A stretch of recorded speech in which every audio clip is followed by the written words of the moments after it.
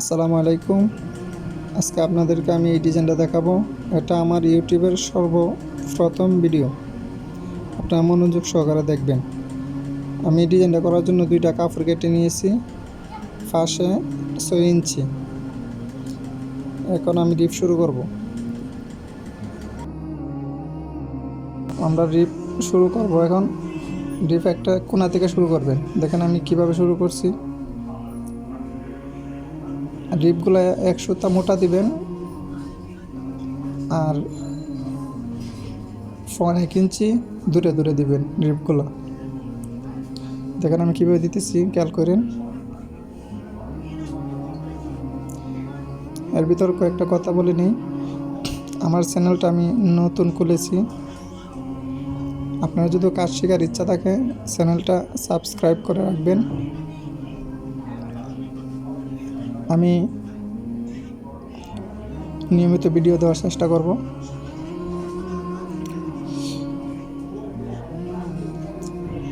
দেখেন আমি রিপগুলো কীভাবে দিতেছি।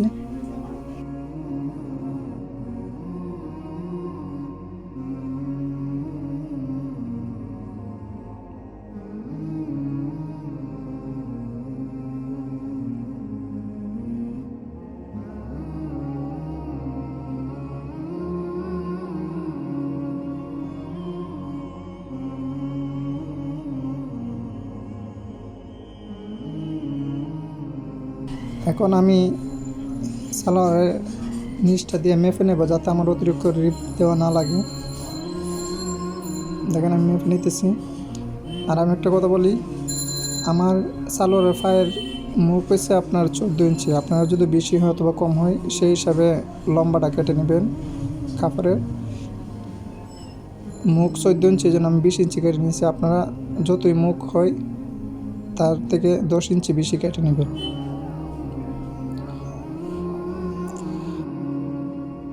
গ্যাপগুলো এক সমান করে দেবেন।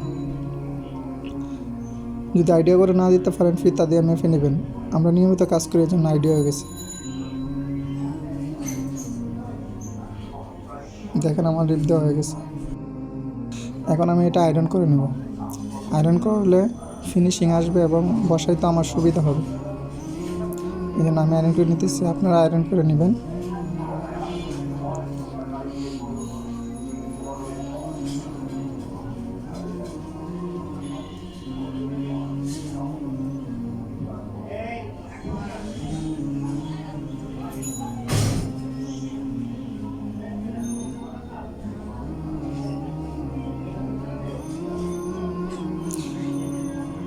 রিপ দেওয়ার পরে খেয়াল করবেন কাপড়টা একটু মোটা চিকন হয়ে যাবে।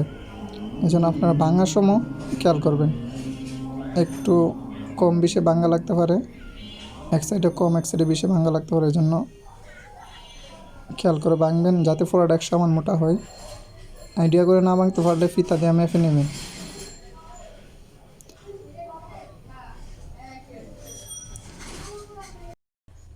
এখন এটা আমি সালোয়ারের নিচে লাগাবো, সেই জন্য আপনার বাউ সাইডে এক ভাঙ্গা দিয়ে একটা সিলি দিয়ে নেবেন। বাউ সাইডে সেটা খেয়াল রাখবেন, বাউ সাইডে দেবেন ভাঙ্গা সিলিটা। তারপরে ভাঙ্গা সিলাইটার উপরে আমরা এটা বসিয়ে দেব।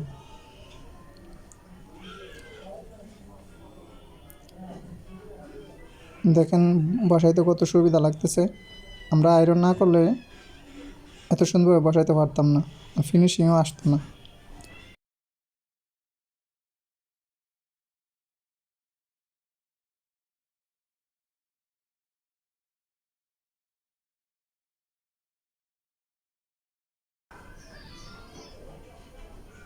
দেখেন আমার লাগানো হয়ে গেছে। দেখেন লাগানোর পরে এরকম দেখা যাইতেছে। সালোয়ারের হাই মারার পরে দেখাইতেছে। আমি শুধু রিফটাই আজকে দেখাইলাম, আর অন্য কিছু দেখাইলাম না। আপনারা কীরকম ভিডিও চান কমেন্টে লিখে জানান আমাকে।